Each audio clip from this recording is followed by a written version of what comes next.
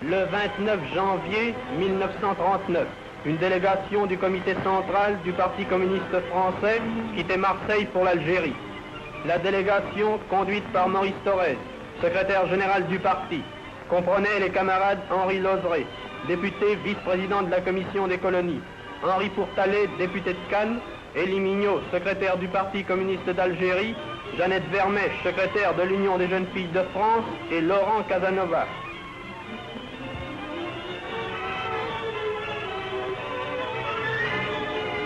Le bateau qui emportait la délégation toucha terre à Oran.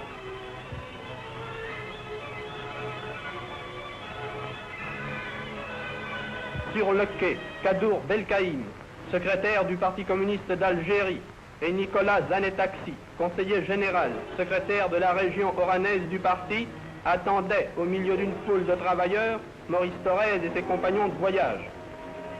La délégation s'était rendue en Algérie, non seulement pour une tournée de propagande, mais aussi pour enquêter sur la situation de l'Algérie, étudier les revendications de ses populations, voir en un mot l'Algérie qui travaille et qui peine, mais qui espère encore dans la France démocratique. En plus des grandes réunions publiques, réceptions, entretiens avec les personnalités arabes ou françaises les plus qualifiées, la délégation s'attacha tout particulièrement à visiter les quartiers arabes les plus misérables, villages nègres ou bidonvilles comme on les appelle en Algérie.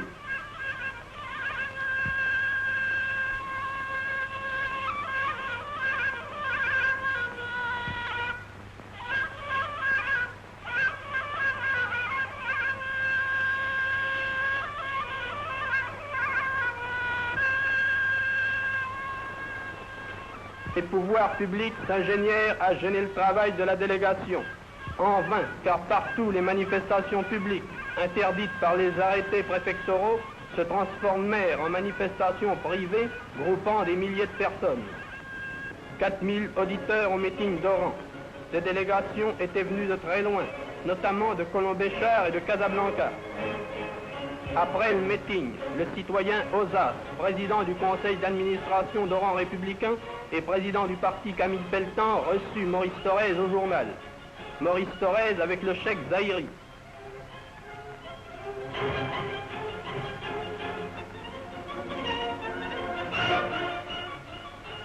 D'Oran, la délégation se rendit à Périgueux. En chemin, elle s'arrête à Sidi Bel Abbès, où 500 travailleurs réunis en quelques heures fêtent Maurice Thorez. Monsieur Lisbonne, président de la Fédération radicale socialiste de l'Oranie, était présent. À Périgueux, la délégation est reçue par la municipalité de Front Populaire, où se trouvent réunis communistes, socialistes, radicaux et élus arabes. Les travailleurs arabes du village nègre font une réception chaleureuse à Maurice Thorez. Au cours de sa visite, l'un d'eux tint à l'accueillir dans sa pauvre demeure, où il lui offrait le café.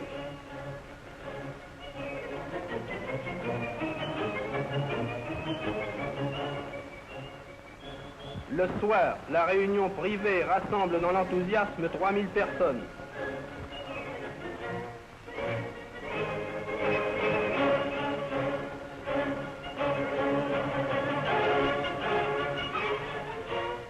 L'auditoire suit avec attention l'exposé des revendications faites par les orateurs.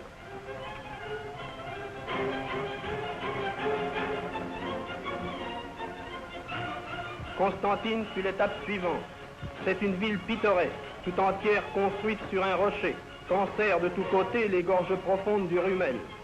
Dans cette ville, le 5 août 1934, les excitateurs antisémites avaient réussi à susciter des pogroms sanglants. Depuis, grâce au Front populaire et à notre parti, arabes et juifs luttent côte à côte avec les Français pour la démocratie et la tolérance religieuse.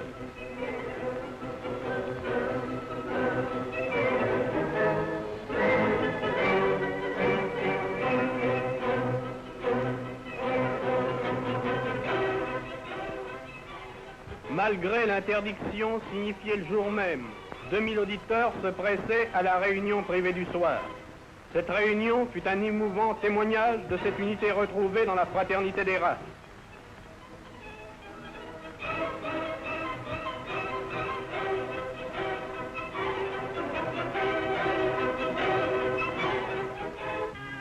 Après Constantine, ce fut Soukaras et Tébessa. Toute cette région jusqu'à Tengat et Lambèse est remplie de ruines romaines. Ces vestiges émouvants attestent de la grandeur des civilisations qui, il y a plus de 20 siècles, s'épanouissaient là. Voici les ruines de Mador, où la légende dit que saint Augustin, berbère d'origine, étudia avant de devenir le grand évêque d'Hippone. À Tébessa, les ruines sont aussi imposantes, qu'il s'agisse de la basilique, du temple de Minerve ou de la porte de Caracalla. À Soupas, le banquet offert par la section communiste. Dans la petite ville de Tébessa, l'unité réalisée entre élus indigènes et élus du Front populaire a permis d'imposer au maire réactionnaire notre ami Vessière comme premier adjoint communiste.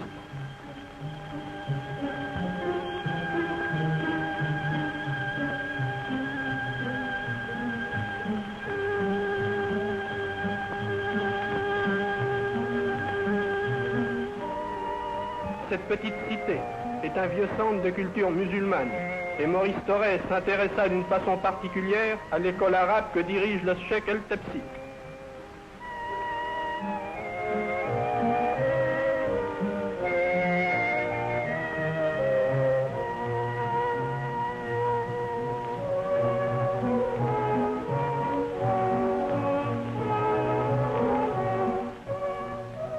À Beaune, Maurice Thorez et ses amis furent reçus à la gare par une importante délégation de la section communiste conduite par leur actif secrétaire Gabriel Palomba.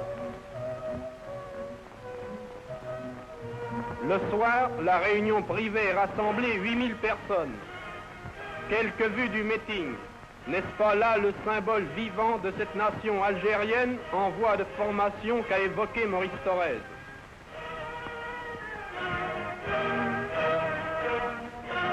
Ce fut ensuite une promenade à Boussada, la porte du désert, dans le sud algérien.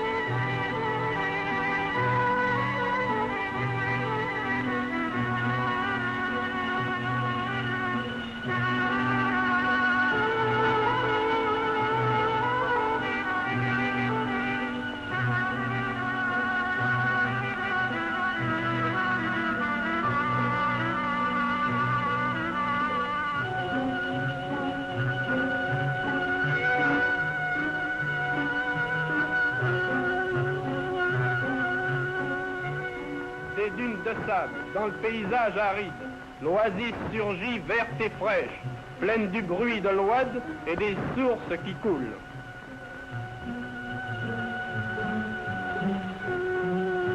Le grand désert saharien.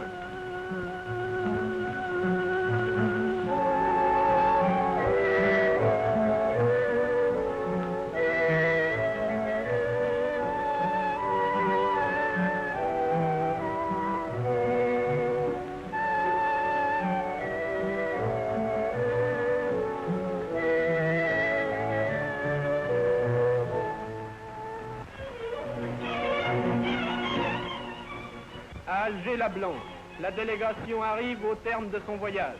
Maurice Thorez a reçu, entre autres, la visite du cheikh Tayeb El-Okbi, du professeur Dalloni, président de l'Union socialiste et républicaine, et du citoyen Lombardi, président de la fédération du Parti radical socialiste.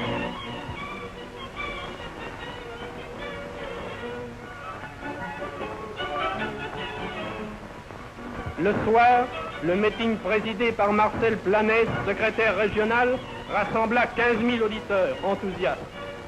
Le meeting fut l'image fidèle de cette Algérie populaire, unie en tous ses fils, qui, devant la menace du fascisme, aspire plus que jamais à une entente plus étroite avec la France démocratique. Le lendemain, ce fut le départ.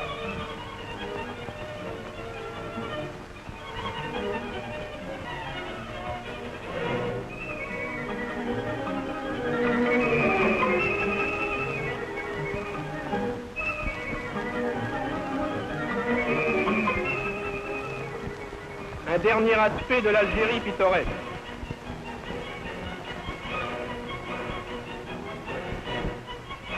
La terre d'Algérie s'éloigne. Demain, ce sera Marseille.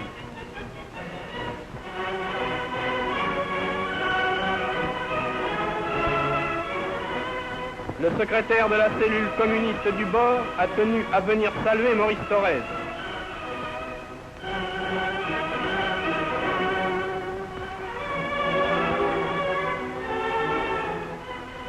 Et voilà Marseille.